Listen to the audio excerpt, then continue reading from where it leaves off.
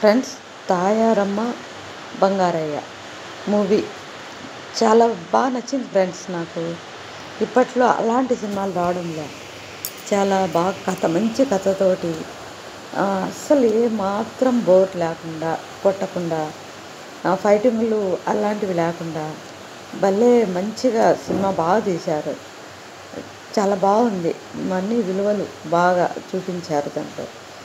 ఆ గర్వంతో ఉన్న అరుణ, వాణి ఫ్రెండ్స్ వాళ్ళిద్దరి గురించి కూడా చాలా బాగా నాకు బాగా నచ్చింది.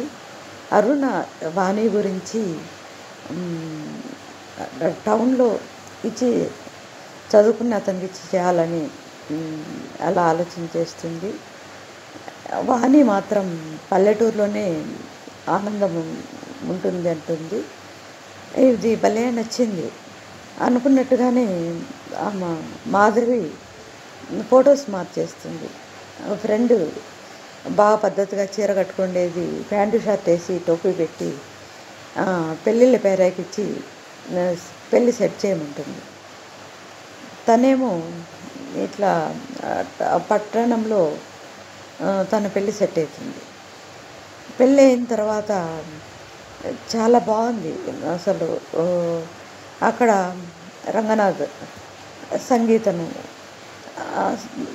అసలు ఆ డ్రెస్సు, ఆ చీర కట్టుడు అవి అస్సలు తనకి ఇష్టం ఉండదు. మోడర్న్ డ్రెస్సులే కావాలంటాడు.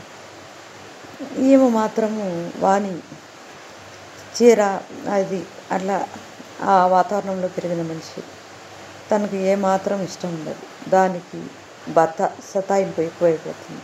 తనకు నచ్చినట్టు క్లబ్బులకు డ్రెస్ వేయడం లేదని అస్సలు చీటికి మాటికి సతాయిస్తూ ఉంటాడు. ఇక్కడేమో అరుణ, మాధవి, చంద్రమోహన్ వాళ్ళ నాయన బాగా మంచి గౌరవమైన కుటుంబం. అయ్యేమో వెంటనే అసలు క్లబ్బులు, సినిమాలు, పార్టీలు అంటూ బయట బలాదూరు తిరుగుతూ ఉంటుంది.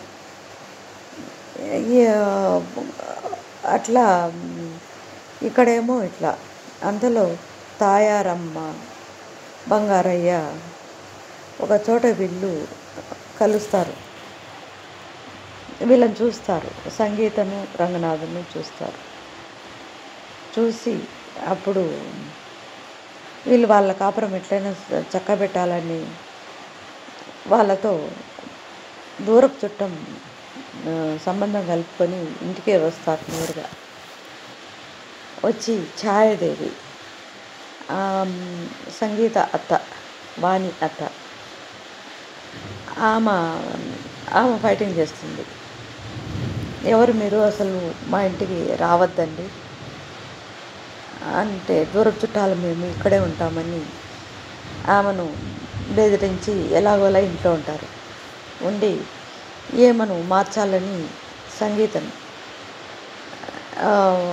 ఏముంది తప్పేముంది, భర్తే కదా చెప్తే వెళ్ళి డ్రెస్ మార్చుకొని క్లబ్బులకు వెళ్ళు అని అంటుంది.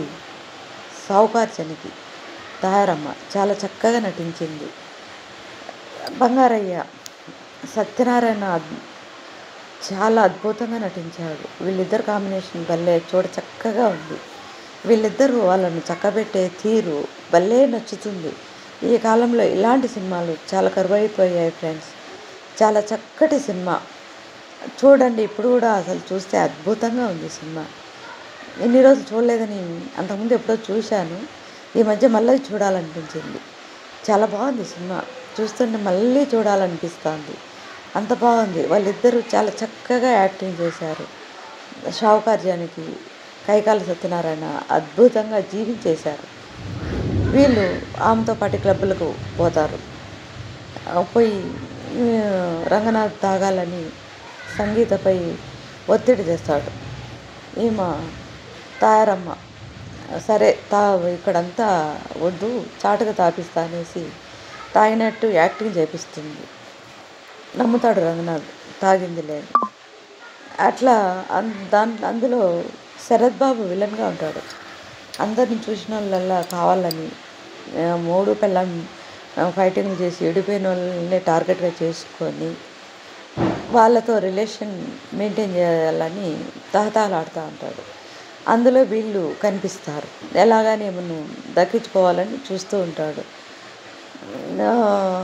అట్లా జరుగుతూ ఉంటే ఒకరోజు బాగా ఫుల్గా తాగేసి ఈమె తాగినట్టు యాక్టింగ్ చేసి శరత్ బాబు అంటే ఇష్టమని చెప్తుంది రంగనాథ్ మొహం అంతా మాడిపోతుంది.